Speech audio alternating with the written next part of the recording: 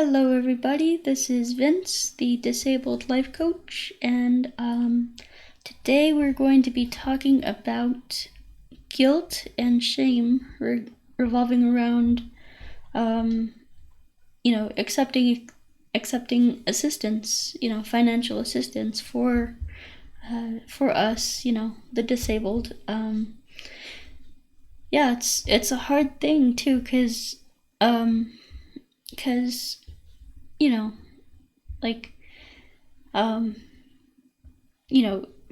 really, in reality, we do need the assistance. We do need the financial assistance. We do need SSI, SSDI, and any other, housing, any other kind of assistance like food stamps, SNAP, Medicare, Medicaid, those programs. We do need those. Because we're not able to provide that much financial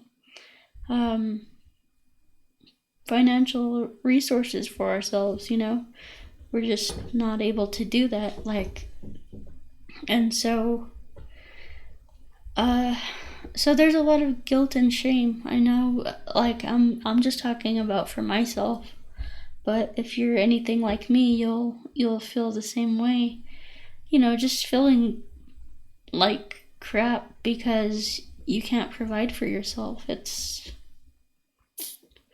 a really, really hard, really terrible feeling, but so we'll talk about, the guilt and the shame that goes along with that. So, guilt, what I've found is guilt is anger turned inwards.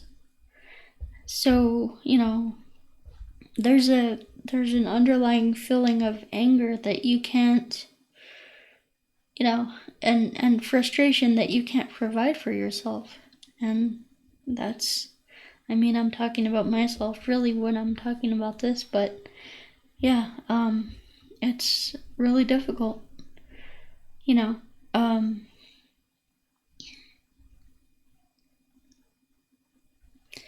it's like, for me, I wish that I could, provide for myself and live independently and live, on my own financial resources and stuff like that. And so, yeah, it's really difficult. So, but there's like this anger and frustration behind the guilt and behind the shame for not being able to provide for myself. There's this feeling of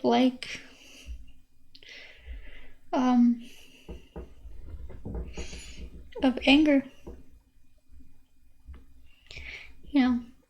that I can't provide for myself, that I'm unable to do that, and it's really frustrating. It's really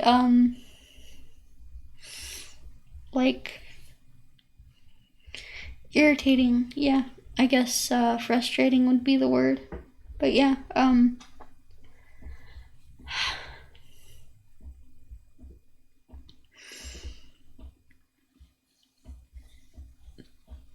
so there's, we gotta kind of examine our emotions about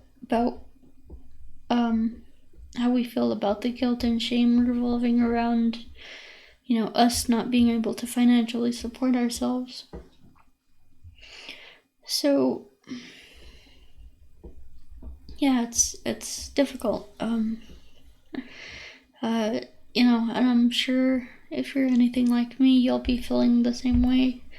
Like you can't. It's just this frustration of,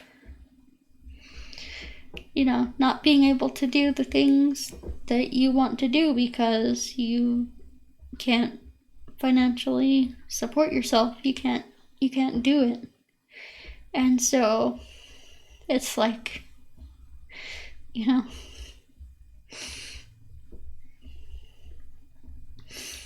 this feeling of like restriction and like it's almost like you're being confined or restricted or limited just because you can't financially support yourself. And I know the rules with SSI are so stupid. They're you have to make, you can't have more than $2,000 in your savings. You can't, like, it's just like, what the hell is going on? It's such an antiquated system. It's ridiculous. But anyway, yeah. So back to the guilt and shame. Guilt, I mean, it's all anger and frustration turned inwards, but really if we can shift it from an internal internal anguish, internal stuff, like directing the anger at ourselves, because that's really what it is. We're like, guilt and shame is, you're turning the anger that you have about not being able to financially support yourself, you're turning that from an anger that belongs, I don't know, it almost like,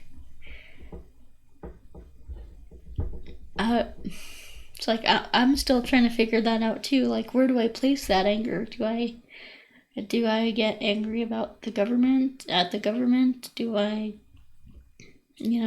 get angry at what?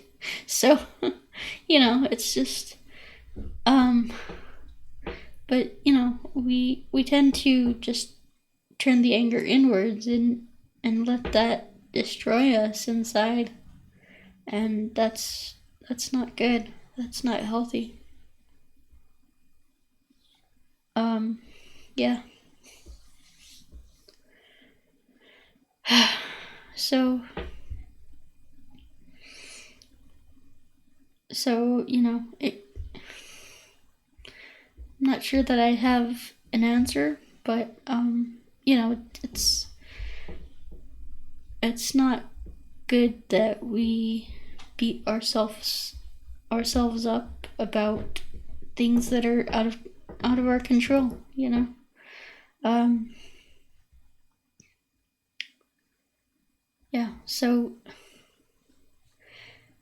So guilt and shame about not being able to provide for yourself, or guilt or shame about needing assistance, like, yeah, there's a lot there.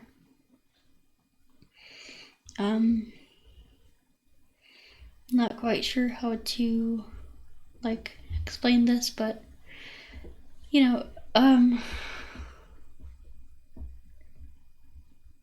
there's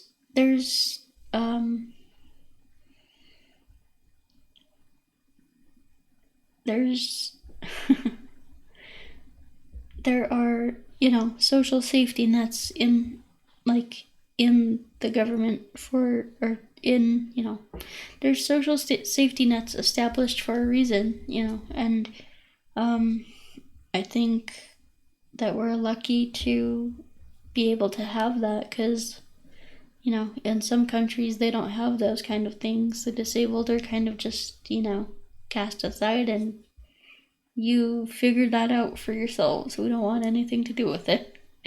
Okay, that's kind of the attitude. But and they're often left to be beggars, to be homeless, to be, outcast and all that.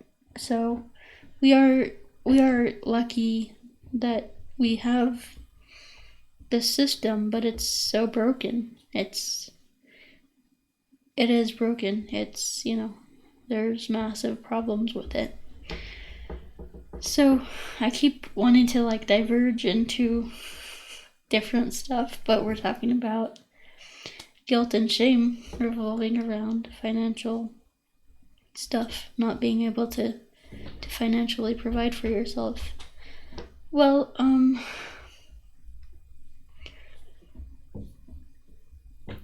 yeah, I could say there's no reason to feel guilty about it, but because there's no way for us to financially provide for ourselves, but at the same time, it's difficult because we want to, if you're anything like me, you want to provide for yourself financially, you want to live independently, you want to have your own life, and not have to depend on the government for anything, right? But unfortunately, the circumstance that we were born into, or that that life gave us, it's kind of out of our control. We don't have control over our financial needs. And so, it's like also another way to think about it is, do we feel guilt and shame over taking financial aid because we don't feel worthy of it? Do we not feel deserving of the help? Like, not, like, almost not feeling worthy of having your needs met. And I know that's deep, but some of us, we don't feel worthy of having our basic needs met, or we don't feel deserving of it. And that's really, that's really difficult. But I would say that, and those are really difficult emotions to work through. But I would say that you are deserving, just, you are valuable, you are loved by the universe just because you exist, just because you came here, just because you incarnated. If I'm bringing a spiritual, philosophical component to this, it would be that everybody has inherent value, and everybody deserves to have their basic needs met just because they exist.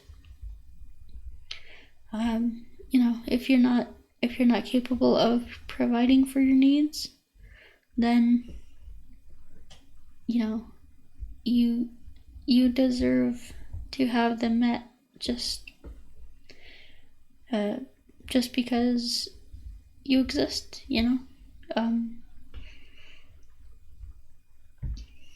This is something that I was talking about with my mentor just the other day about, is it wrong to take assistance, to take more than I need, or kind of thing? Because I'm currently living with my mother, and I'm trying to get out of this house and live independently, and that means that I will have to take extra resources. I will have to get extra assistance for housing and stuff. So, it's difficult. So, it's not easy. But, that I know that I will be happier as a result of moving out. I know that it'll probably relieve some stress from my mom, and it'll let my family sort out their issues without me being involved.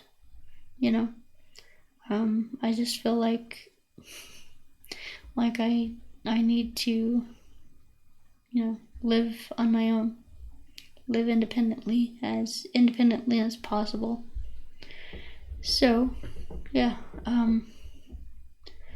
it's so these emotions, just I want you to know basically that you're not alone in feeling them, and that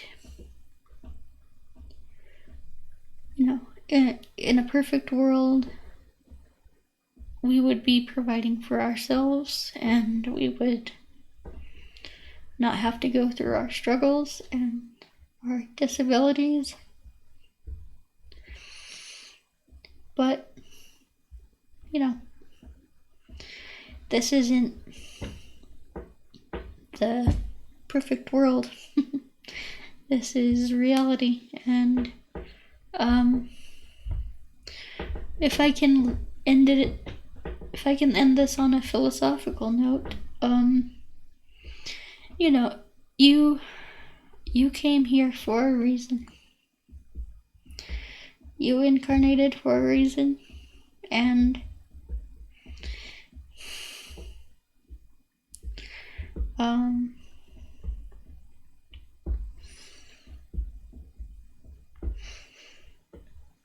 basically your soul incarnated to have a challenge, to we all came here for different reasons, but we all came here to overcome something. We all came here to overcome a challenge, and being disabled is part of that challenge. So, and there's, one of the things that I would encourage you to do is to learn what is within your control and learn what is not in your control. Because the things that are within your control, you can change. You can have a direct impact on that. You can change those. But the things that are not within your control, like this eye, I'm completely blind in this eye. That's not in my control. Unless they come up with some kind of a surgery for the optic nerve or whatever. But yeah, there's things that are within your control, and there's things that are not within your control. So I would say, in order to be constructive, we need to learn how to change the things that are within our control and really not worry about the things that are not within our control. If we can't work, then that's not within our control. Then, we will have to take assistance. Now you can do things like, become an independent business owner and use the skills and strengths that you do have in order to earn an income for yourself. That's a constructive action that you can take, definitely.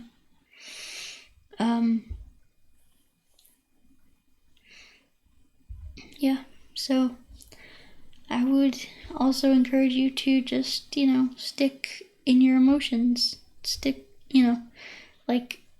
it's okay to have them. It's okay to cry, to express them.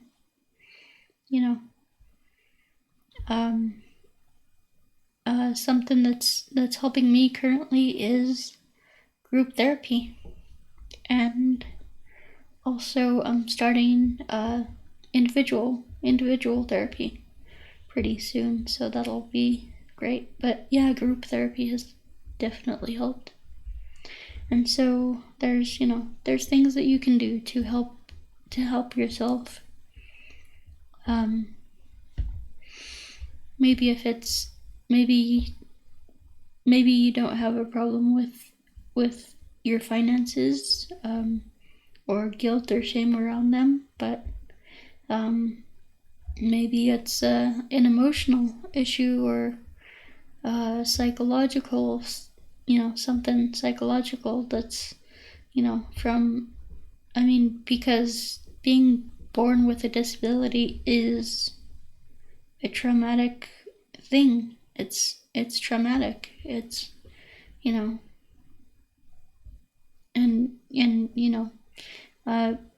being born with one is, we just kind of, we don't know anything else, so we're kind of, not really aware of what we're missing out on, kind of thing. So yeah. Anyway, guys, I hope this made sense to you. I just kind of ramble and talk about different stuff, so yeah, getting in touch with your emotions is important. Alright, guys, so I hope you can feel better knowing that there's other people out there that are going through it too. Myself and many others are having the same struggles and same issues as you are, so yeah, keep your head up. It's the more that you focus on your soul and doing the things that you love to do, the better life will get. So, alright, guys. I hope that you got something out of this. And we'll talk to you later. Peace. Bye.